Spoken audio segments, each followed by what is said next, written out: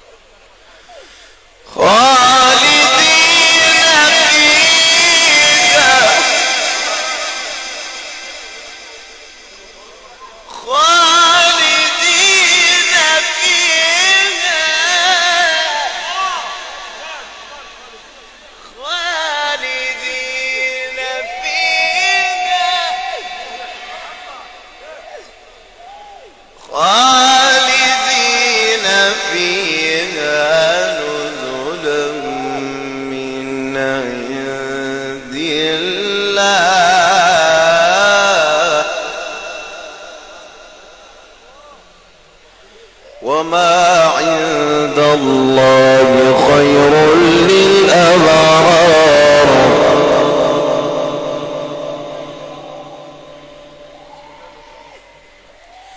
وإن من أهل الكتاب لمن يؤمن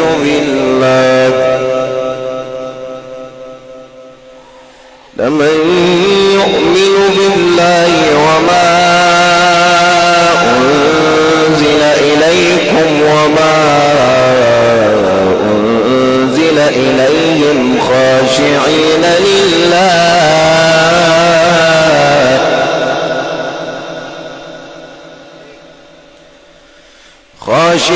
لله لا يشترون بآيات الله ثمنا قليلا